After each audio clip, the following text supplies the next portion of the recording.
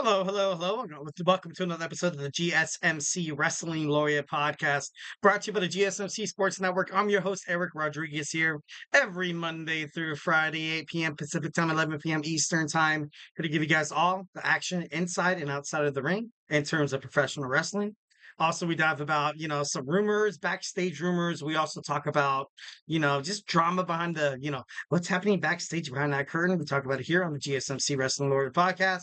We also, from AEW to WWE, we even talk about some of the past, like WCW, maybe even ECW, New Japan Professional Wrestling, and just basically if it makes professional wrestling headlines, we talk about it here on this show. So 1,010% happy to see you all back here. First and foremost, how was your guys this weekend? Obviously, hit me up in the chat. Tell me how it was. Anything juicy to talk about in terms of professional wrestling? Let me know what you guys thought about AEW All In. It got an 8.5 stars out of 10. To be honest, I watched highlights.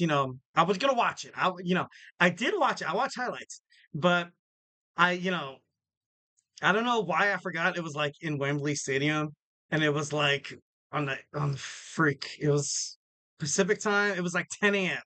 It's 10 a.m. I was getting my kids breakfast. Making breakfast for her wife. Then we went to this indoor trampoline park called Airtopia. Shout out to Airtopia in Hamlet, California. And I don't know why. And then it got to like around 3 p.m. and I was like, oh my God, I can't wait to watch this. Oh, I click on YouTube, obviously, got my wallet ready. I was ready to pay, and it's not there. It's not there. And it was like streamed like 6 or 8 hours ago. And I was heartbroken. I was like, dude, you gotta be kidding me. I was like, I was gonna flip back and forth between the Sunday night football uh air on NBC from the last football of the preseason. And I was gonna flip back and forth between that and AEW All In. And I by that time I, found out all that, it sucked. It sucked. It kind of hurt. But I hope you guys had a great weekend. Glad you guys are back here safe and ready to listen to me rant about more professional wrestling stuff. All right. So, guys, thank you so much for tuning into the GSMC Wrestling Laureate podcast brought to you by the GSMC Sports Network. Just kind of reflect on what we talk about sorry, what we have on tap today. We have a lot on tap. We have our WWE Smackdown review. We're going to have our Monday Night Raw preview. And we're also going to have the third segment. We're going to talk about our AEW All In review, not predictions, analysis and review. And then we're going to talk about Jey Uso is all elite. Well, maybe. We're going to talk about the recent comments made by Jey Uso's father, Rikishi, on how he's better off in AEW. And we're going to talk about that. And then our fifth and final segment, we're going to talk about AE. No, we're going to talk about Ricochet's. We're going to talk about Ricochet's AEW debut. We're going to talk about what it meant for the world of all elite wrestling. Also, what to expect in the future for King Ricochet. So yeah, but before we get into any of that, I want to remind you guys to use the tips and donations link at the GSMCpodcast.net. Shoot me your comments, questions, and concerns. Tell me what you like. Tell me what you don't like. Remember to hit that super chat. Whether if you have a burning question in terms of professional wrestling, a hot take, or just something you've been dying to share. Here on the GSMC Sports Network, we are absolutely all ears, 1,010%. Let's keep this show going by keep the conversation going, keep the party going, make it lively, make sure your voice is absolutely 1,010% part of the mix. So don't be shy and drop your comments inside the chat. And if you really want to make sure your comment or question gets noticed, why not use that super chat? Just hit that $ below that chat box. Send in your message and it's guaranteed to get featured on the show. Plus, it's a great way to support our channel. Your super chats will help us keep the lights on and bring you even more awesome wrestling content. We are absolutely 1,010% so grateful for each and every one of you here. Your support means a lot. Makes a lot of difference here at the GSMCpodcast.net. So let's keep the conversation going. Send in those super chats, those super stickers, because you guys are super awesome. And so we can make this show bigger, better, and stronger than ever. And once again, with the super chat thing, if it's not your thing, I get it. I understand. But so you could hit up the tips and donations link at the GSMCpodcast.net. Hit up that tips and donations link once again. Shoot in absolute anything you guys have to say in terms of professional wrestling. Absolutely would love to hear you guys' opinions. We got a couple of chats already, starting off. We got from my man Anthony Mazzano, #mob. Is there such a thing as building up a superstar to be too dominant? Because I feel that that's what's happening with Bronson Reed. You know, um, a great example of this, and I agree 1,010%. If you're WWE creative or wrestling in that kind of matter, if you're trying to build up someone to be so strong that they can't be beaten, it's not going to work. It's not going to work because even if you do have that superstar lose, the fans, the WWE universe, the wrestling universe, they're going to know it's like, dude, like honestly, that was scripted, that was choreographed, that was bad. This is something, of course, that I kind of hint on when I was talking about the Fiend and Seth Rollins against each other for the WWE Championship at Hell in a Cell. I think it was 2021, 22. I think it was 2021. And they made the Fiend look so damn strong. And eventually, yeah, he did win that championship. And guess who he lost it to? He lost it to Bill Goldberg. And then at that point, even me as a wrestling fan, I was questioning. I was like, dude, like this is so stupid. This is absolutely 1,010% super stupid.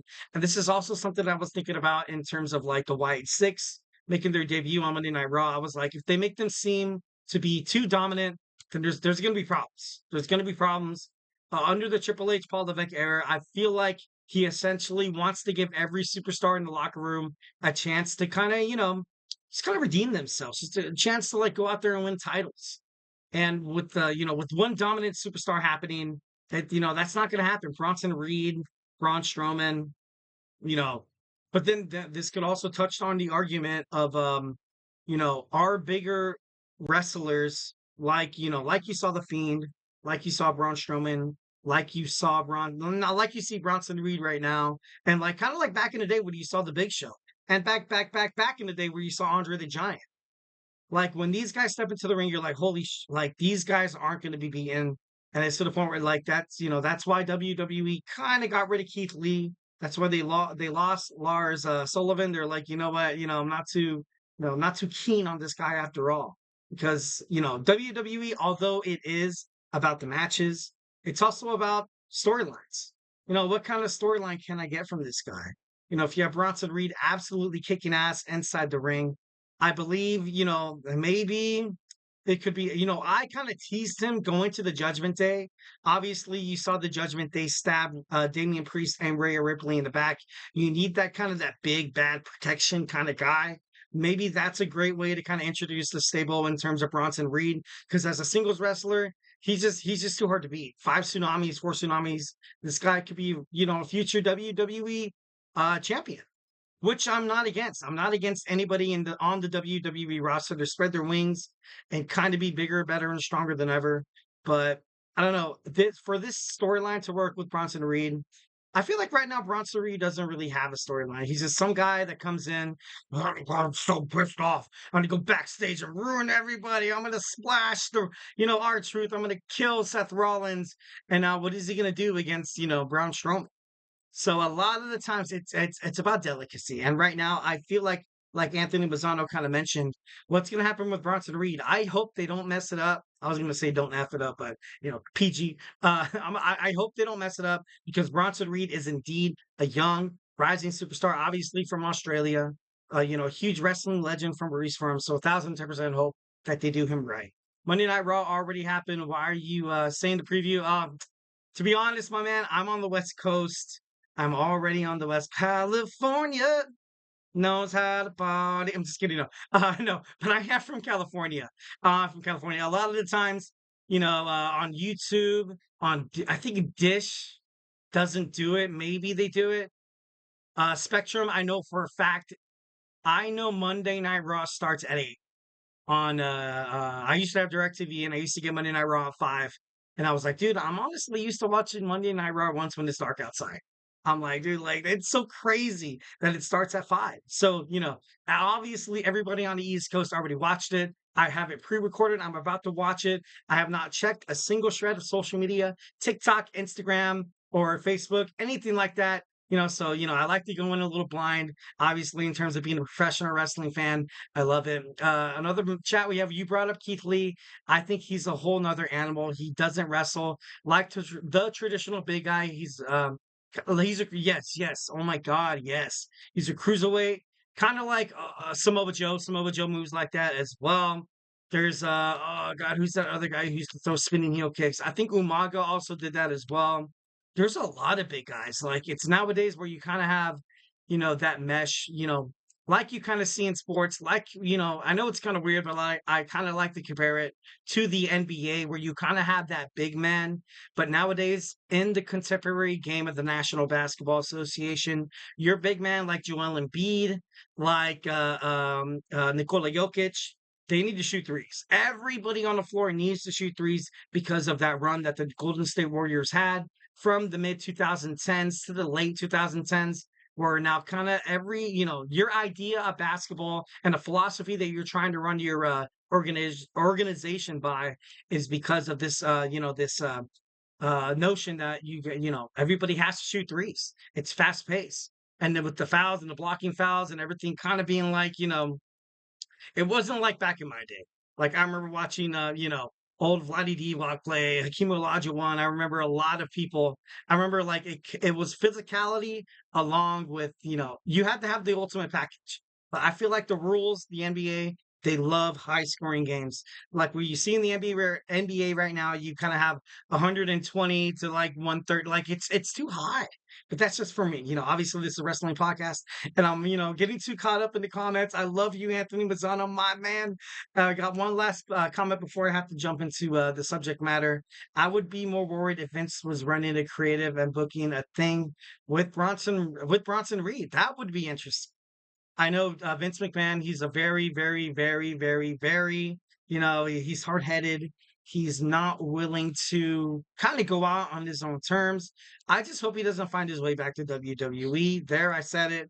Got to be honest. I feel like, because they've done this before, where Triple H Paul Levesque took over as creative officer, and then Vince McMahon was all of a sudden, he's like, you know what, and they're like, all right, Vince, obviously seniority plays.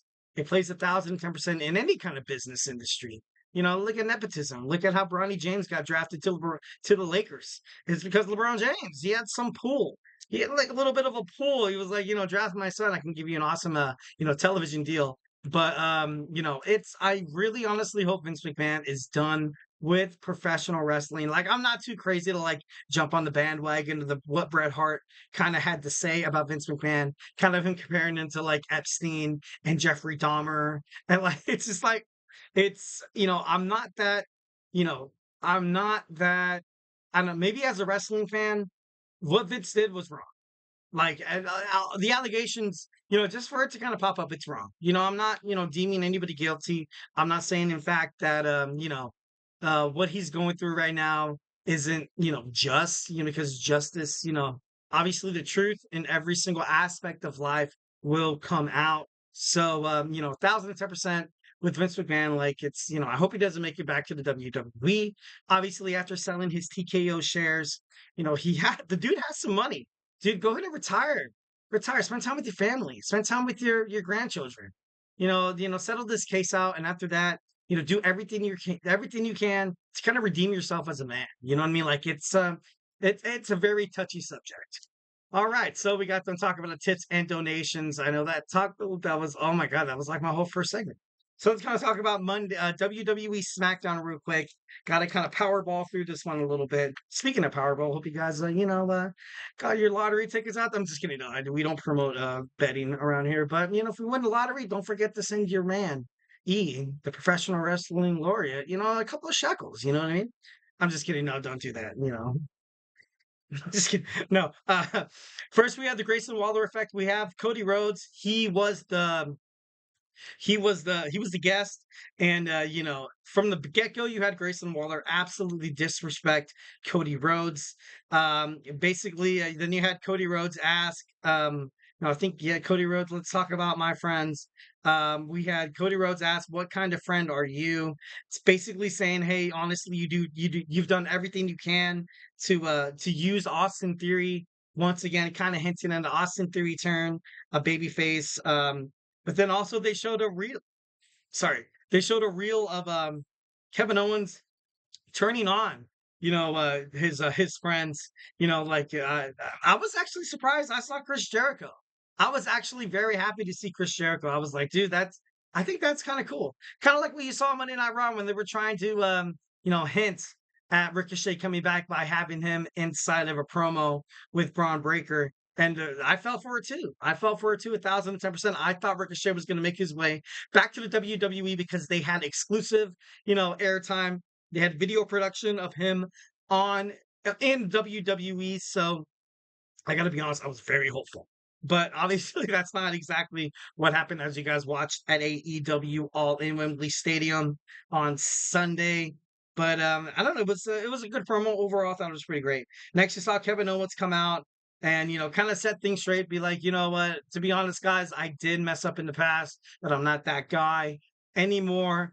And this whole character change in terms of Kevin Owens could be quite of a shock for WWE. Like, I kind of play with it, I kind of play with the idea a little bit, talking on the podcast, what if all of a sudden, you don't have Cody Rhodes trusting Kevin Owens, maybe he finds a way to attack Kevin Owens right after the match or even before the match. He's like, you know what? How do you expect him to act, Kevin? I cannot trust you.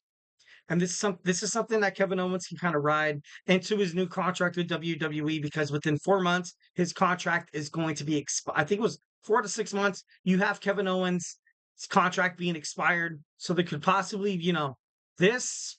I feel like this match between him and Cody Rhodes is going to set him up for his next contract. Either he turns heel and they sign him for a couple more years, or if he doesn't. But something I feel like has got to give in terms of this Kevin Owens kind of booking here. Okay, now we got to really wrap this up. Nick Aldis, I kind of like it how he was like, you know what, Kevin Owens, just kind of make it quick. I love that. I love how Nick Aldis is, first and foremost, and I'm going to keep this very brief, that the general managers on Raw and SmackDown whatsoever do not include themselves within the wrestling storyline on the show. I feel like that's for the best of WWE because when you blur those lines between management, talent, it's just nasty. It's just bad. Look at what's happening with AEW. I know it's not really Tony Khan, but with the Elite, ever since Matthew and Nicholas Jackson and Okada, Jack Perry, they got together, it's been garbage. It's been garbage. AEW has been kind of relying on outside anomalies to kind of promote the promotion within. But essentially, since you have Matthew and Nicholas Jackson in that position of power as the EVPs, you're the main story.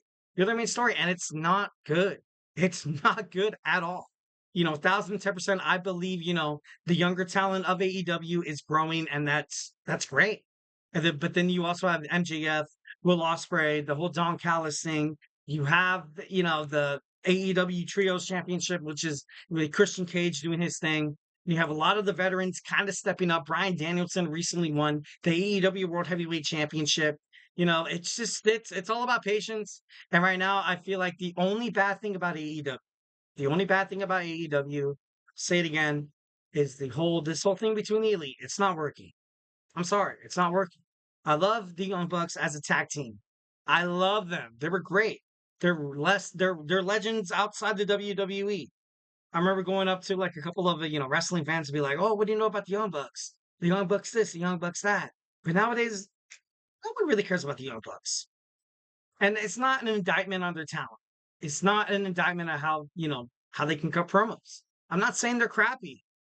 I'm just saying I would like them in different bookings. I think right now the storyline it's kind of done. It's kind of dead. So moving on, I feel like it would be great for both Matthew and Nicholas Jackson, Okada, even Jack Perry's kind of hinting at cutting promos away from the Elite, and I like that. Definitely got to respect Jack Perry in that kind of aspect. All right, next you saw the LA Knight defeat Santos Escobar. You saw the Unholy Union teaming up with Blair Davenport to get the win. You also saw the Street Profits lose against the Bloodline. And Solo Sikoa ordered Jacob Fatu to give his title to Tungaloa, which kind of hinted at a Tungaloa. No, Jacob Fatu possible turn on Solo Sikoa and the new Young Bloodline. Definitely love that. 1010%. The LA Knight issues an open challenge next week on SmackDown. Maybe John Cena shows up. He said it. He says his retirement tour is going to start in 2025. So I'm not too hot on it. I'm not getting my hopes up. Pretty awesome, but I did kind of get my hair cut. For John Cena if he's watching. I'm just kidding. No. But we have Cody Rhodes and Kevin Owens leaving off the end of the night in the main event against Grayson Waller and Austin Theory. Kevin Owens at the end teased the turn, which honestly I kind of didn't like. I honestly didn't really like it. I don't we're so used to seeing Kevin Owens in that role. If he's gonna sign a new contract, if it's gonna be something different, then just I don't know. I just feel like there's got to be some different kind of bookings there. All right, next we're going to talk about some WWE Monday Night Raw preview. Obviously, like I mentioned, by my man Anthony Mazzano, hashtag mob, talking about why are we talking about Monday Night Raw when it has already aired. Not on the West Coast. Like, not all of us have that, that luxury of watching Monday Night Raw at 5 o'clock. I used to pay for DirecTV, but it got way, way, way too damn expensive. I'm not no, not hating on DirecTV. Obviously, 1000%. Respect that. DirecTV. You got to do it yourself. You got to do whatever you can as a cable company because streaming services right now are absolutely, killing it. So you got to do what you got to do. So let's talk about WWE Monday Night Raw. So hey, honestly, guys, do not go anywhere. If you do, I'm gonna miss you, 1010%. So hey, stay tuned.